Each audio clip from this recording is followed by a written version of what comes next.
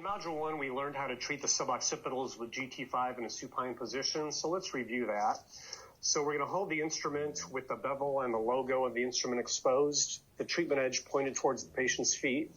We're going to come under the cervical spine, support the patient's head with our hands, come right under those suboccipitals, and the static technique is just to hold this. And this is a nice way to do our suboccipital inhibition. I could flex my fingers and do a little swivel. All right? But now we know Module 2 concepts, so we're going to add a little bit of motion. So we could do a pin and stretch here. I'm going to just pin the tissue with the instrument, and then I'm going to have a patient do a chin tuck. Tuck your chin down towards the table. Good. And relax. And you should feel a stretch when you do that. So a pin, and go ahead and chin tuck, and a stretch. Great. All right. So that's a nice way to do more of a dynamic pin and stretch. Let's think about some full body concepts.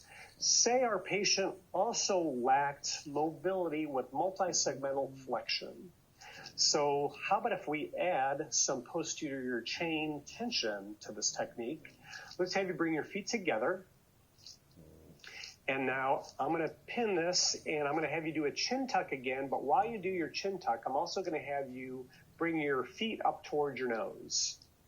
Go ahead. Just try that. Bring your feet up towards your nose. No. Knees straight. Just flex your ankles. There you go. And relax. Okay? And so while your chin goes down, your feet are going to come up. Make sense? Yep. All right. So pin. Go ahead. Good. And relax. Try not to lift your head. Just tuck your chin. Pin. And go ahead. There you go. Good. And relax. Pin. Go ahead. And that's a pin and stretch. So we see we're loading the posterior chain by adding some ankle dorsiflexion. Say he also lacked mobility in multi-segmental rotation, which he did not, but say he did.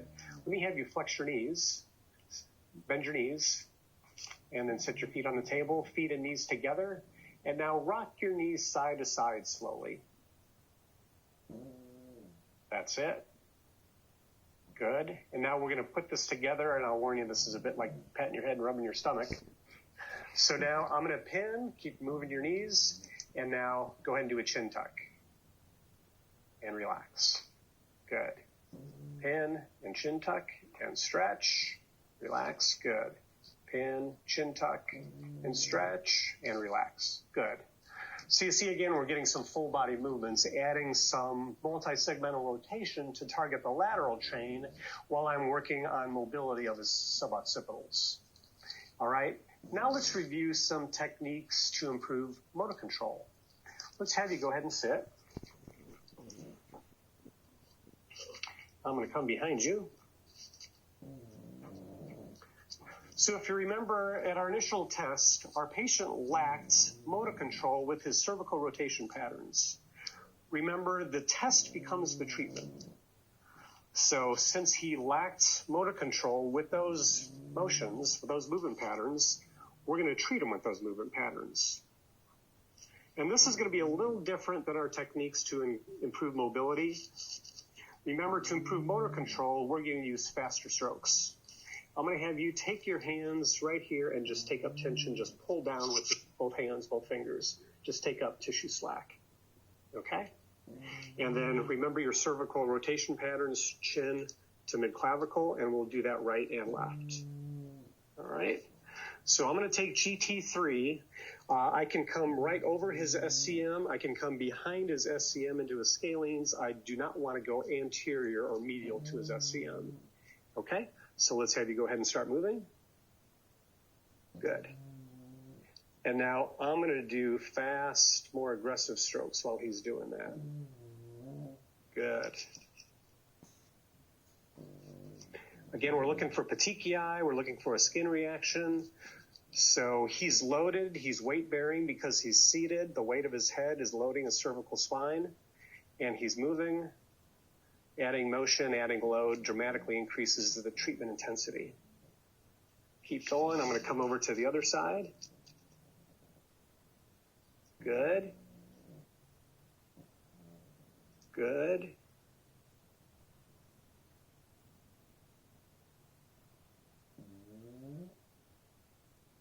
All right. And you can see he's already moving better. All right. We could also do this in a lower level posture, supine. Let's have you on your back again.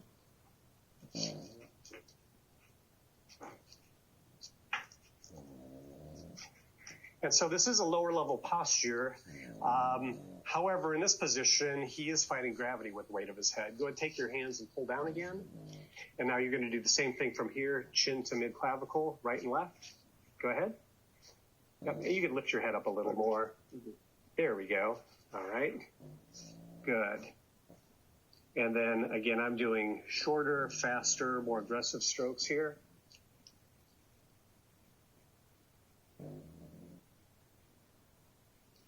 Good. I'm sure you can't see this on the other side, but we'll want to do this bilateral.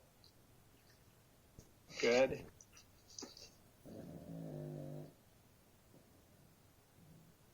Good.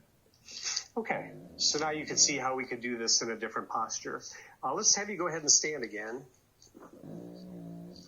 And let's see if you're moving any better. So feet together, arms at your side. First, we're going to look at cervical flexion, chin to your sternum. Much better, still maybe slightly dysfunctional, but definitely much better than where we started. Okay, and now rotate to the right. Look how much smoother that is. Okay, and then to the left.